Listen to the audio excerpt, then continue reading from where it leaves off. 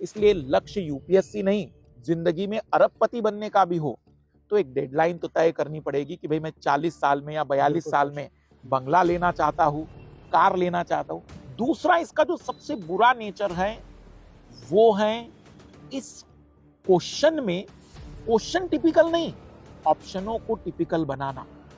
बच्चे को लगना चाहिए कि हाँ आंसर बी भी लग रहा है और सी भी लग रहा है, क्योंकि अब युद्ध का मैदान सज चुका है।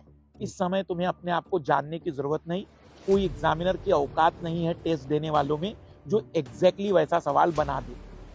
इस पूरे 100 क्वेश्चनों में आपको जितनी वैरायटीज और जितने अलग अलग सेगमेंट के सवाल मिल जाएंगे उतने मेंस के एक पेपर में कभी नहीं आएंगे। Hi everyone, welcome to Studency. ये वीडियो उन लोगों के लिए काफी यूजफुल होने वाली है जो प्रीलिम्स को लेकर हमेशा डरते हैं। चाहे आप 2026 का अटेम्प्ट देने वाले हैं या फिर आने वाले फ्यूचर में प्रीलिम्स को लेके कोई भी अगर दिक्कत होगी आपको, तो ये वीडियो आपके लिए राइट फिट होने वाली है। मेरे साथ मधुकर सर है, इनका काफी लंबा एक्सपीरियंस है इस फील्ड का और ऐसे बहुत सारे टॉपर को इन्होंने देखा और बहुत सारे फेलियर को भी देखा। उन सारे अपने एक्सपीरियंस का इस वीडियो में सर प्रीलिम्स ओरिएंटेड आपको कंटेंट देने वाले हैं। तो सबसे पहले सर स्वागत है आपका चैनल पे। बहुत बहुत धन्यवाद। बस अभी तो इंतजार कर रहे हैं हम कि फॉर्म कब आएगा। ठीक है सर, तो अभी आपका लगभग जनवरी खत्म होने वाला है सर और मई में पेपर होने वाला है यूपीएससी का। सबसे पहले सर थोड़ा सा आप इसके नेचर के बारे में बात करिए प्रीलिम्स के ऊपर कि इसका नेचर, टेम्परामेंट वहाँ पे जो होता है, उनके ट्रेंड वगैरह, उसके ऊपर थोड़ा सा सर बात करिए प्रीलिम्स के एग्जाम को लेकर। देखो, सबसे पहली बात तो ये है कि अगर मैं कहूँ सबसे तीनों फेज में, प्रीलिम्स, मेंस और इंटरव्यू में सबसे सिंपल अगर कोई फेज है तो वो प्रीलिम्स है। सिंपल। आप देखो क्यों जी, मुझे बताओ कौन सी ऐसी एग्जाम है जिसमें क्वेश्चन और आंसर दोनों दिए हुए हैं। इस प्रीलिम्स में आपको क्वेश्चन और आंसर दोनों दिए हुए ना, केवल आइडेंटिफाई करना है। लेकिन एक और सच्चाई मैं बता दूं कि इन तीनों फेज में सबसे कठिन अगर कोई फेज है तो वो प्रीलिम्स है। आंसर पता होकर भी आंसर नहीं आ सकता है, क्योंकि वास्तविक रूप में हमें 4 ऑप्शनों में, जो कि चारों लगभग सही थे, उनमें से एक सही को चुनना है जो यूपीएससी मानने वाली है। मैं ये कहना चाह रहा हूं कि वैसे सुनने के लिए देखा जाए तो ऑब्जेक्टिव क्वेश्चन है भाई, 4 में से एक चुनना है, तो जनरल व्यक्ति क्या कहेगा, अरे पेपर तो इजी है।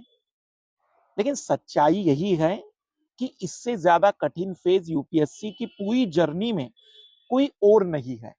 उसके 3 बड़े रीजन है। पहला है डाइवर्सिटी। इस पूरे 100 क्वेश्चनों में आपको जितनी वैरायटीज और जितने अलग अलग सेगमेंट के सवाल मिल जाएंगे उतने मेंस के एक पेपर में कभी नहीं आएंगे।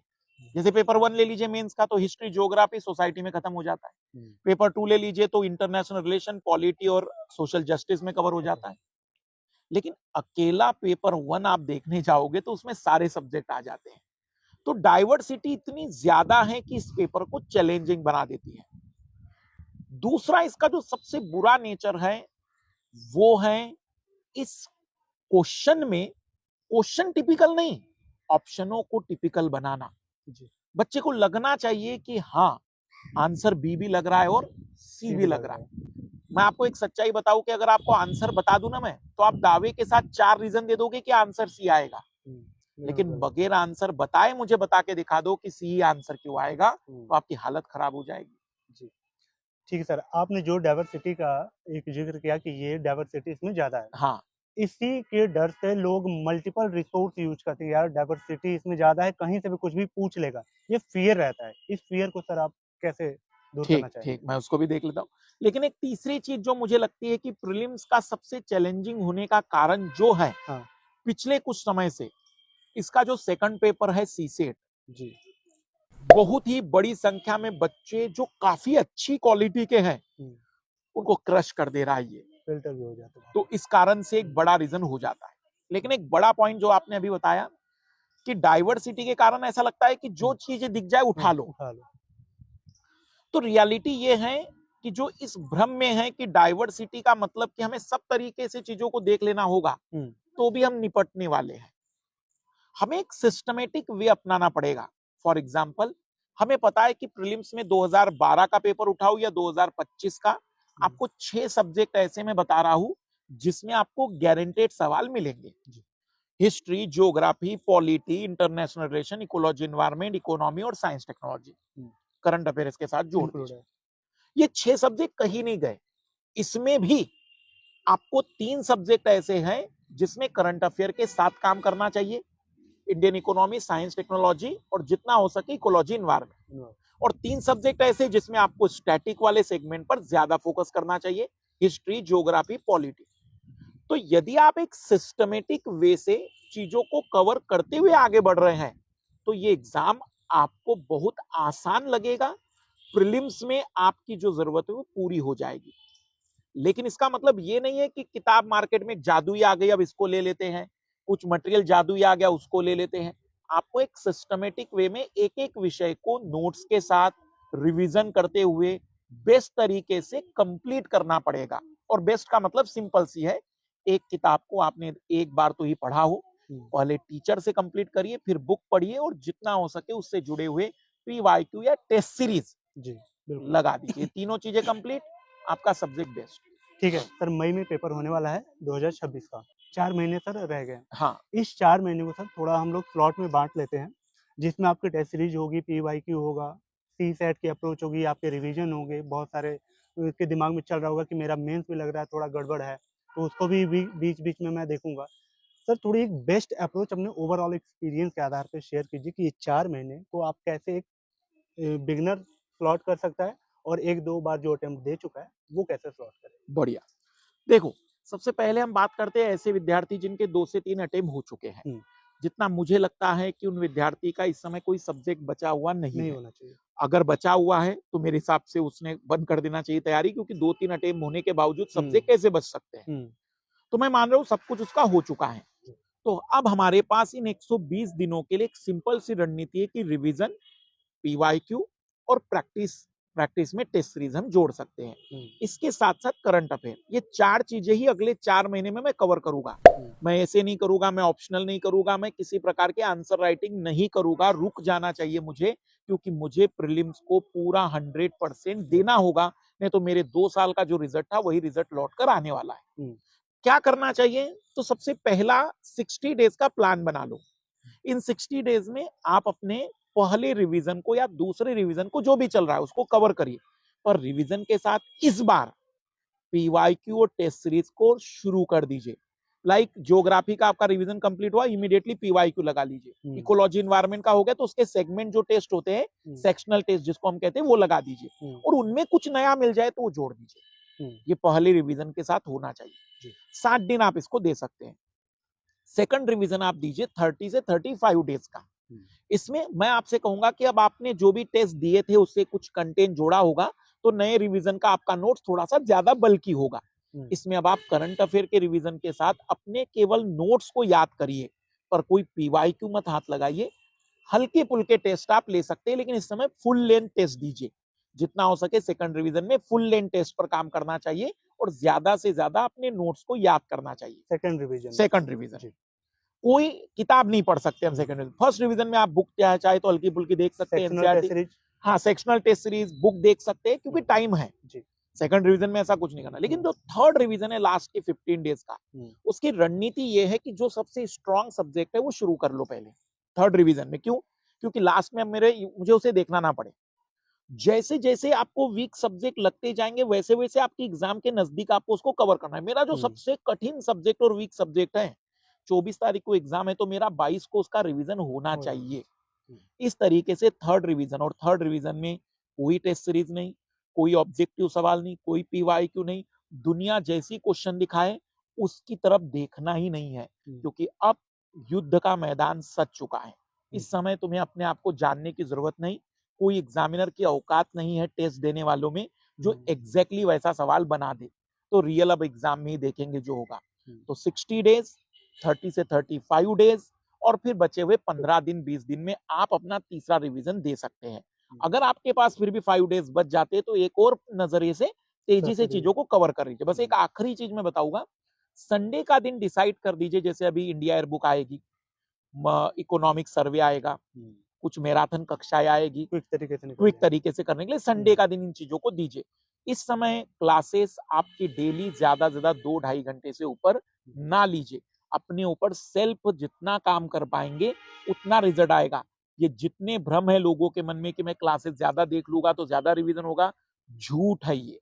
क्योंकि क्लासेस से रिवीजन नहीं होते हैं, क्लासेस से कंसेप्ट क्लियर होते हैं। तो रिवीजन अपने नोट्स को याद करने से होता है। बिल्कुल सर। और सर एक चीज़ और, जो आपने सी सेट की बात बोली कि वहाँ पे लोग फ़िल्टर हो जा रहे हैं, अच्छे खासे मेधावी छात्र भी। आपने ये जो अपनी बुक भी, सर की एक्चुअली ये बुक न्यू एडिशन वाली आ गई है, इसके बारे में भी सर आपने बात नहीं की, आपने इस पूरे बिल्कुल रिवीजन प्लान बिल्कुल में। ठीक है। सर मैं इसका यूज़ हाँ और इसकी कठिनाइयाँ। ठीक है। देखो ये वास्तविक रूप में पहली बात तो ये समझ लीजिए कि ये बुक जादुई बुक नहीं है। मतलब ऐसा आप जो सोच रहे होंगे कि इस किताब को पढ़ लिया तो लाइफ झिंगा लाला, ऐसा कुछ नहीं होने वाला है। अगर आपने मेरी कक्षाओं को किया है यूट्यूब पर, प्लस पर, जहां से भी आपको मिली होगी क्लास, तो आपको मान लीजिए कि नंबर सिस्टम में जानना है कि यूपीएससी ने आज तक कितने सवाल पूछे और कैसे सवाल पूछे, उनका ओरिजिनल आंसर यूपीएससी तो भी बता रही है, लेकिन वो आया कैसे हैं ये आपको ये किताब बता देगी, एक्सप्लेनेशन बढ़िया से देगी। और केवल 2011 से 2025 नहीं, इसके पहले भी यूपीएससी ने अगर चीजों को दिया है तो वो भी। दूसरा, ये किताब आपको बताएगी कि किसी पर्टिकुलर चैप्टर में कौन से पॉइंट आपको याद रखने चाहिए। जैसे आप अगर नंबर सिस्टम को देखेंगे, परसेंटेज को देखेंगे, तो मैंने एक डब्बे में नोट्स भी दे दिए कि देखो भाई ये ट्रिक्स आपको याद होना चाहिए, ये पॉइंट आपके लिए जरूरी है। और उसमें मैंने भरा नहीं है, जितनी जरूरत है उतना ही डाला हुआ है। तीसरी जो सबसे ज्यादा जरूरत है इस किताब की उन विद्यार्थियों के लिए है जो अपने आखिरी, खास करके मैं कहूंगा सेकंड रिवीजन में सी सेट को फटाफट देखना चाहते हैं कि एक एक क्वेश्चन में लगा दूं चैप्टर वाइज। वो फाइनली इस किताब के माध्यम से हो सकता है, क्योंकि मार्केट में पेपर वाइज तो हजारों किताबें हैं, लेकिन चैप्टर वाइज जिसमें हम कहते हैं परसेंट के मुझे वीडियो क्वेश्चन चाहिए, नंबर सिस्टम के चाहिए, एलसीएम एचसीएफ के चाहिए, या रीजनिंग में पजल के चाहिए, काउंटिंग ऑफ फिगर के चाहिए, जो पर्टिकुलर यूपीएससी ने उस चैप्टर से कितने सवाल पूछे, वो चैप्टर मेरे लिए कितना इंपॉर्टेंट है, वो आपको ये किताब बता देगी।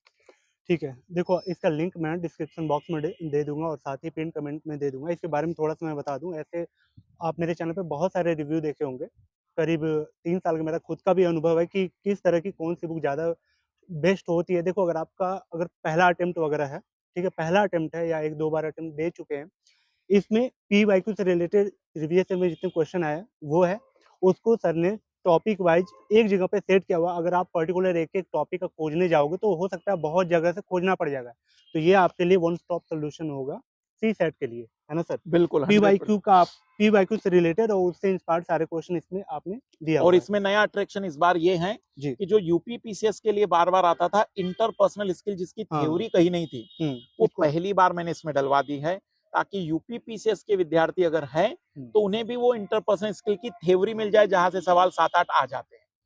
ठीक है सर, प्रीलिम्स में एस्पिरेंट की ऐसा एफर्ट जो प्रीलिम्स के लिए बहुत ज़्यादा मेहनत करते हैं पूरे साल, लेकिन एंड में उनका वो रिजल्ट जीरो हमेशा माना जाता है या हो जाता है। कुछ आपको ऐसा लगता है कि प्रीलिम्स ओरिएंटेड ये कुछ चीज़ें करते हैं और लास्ट में उनका जो रिजल्ट है, ये जो करते आ रहे हैं 1 साल से, वो जीरो हो जाता है? कुछ आपको मैं ऐसा इसमें लगता है 2 सर? बातें बता देता हूँ।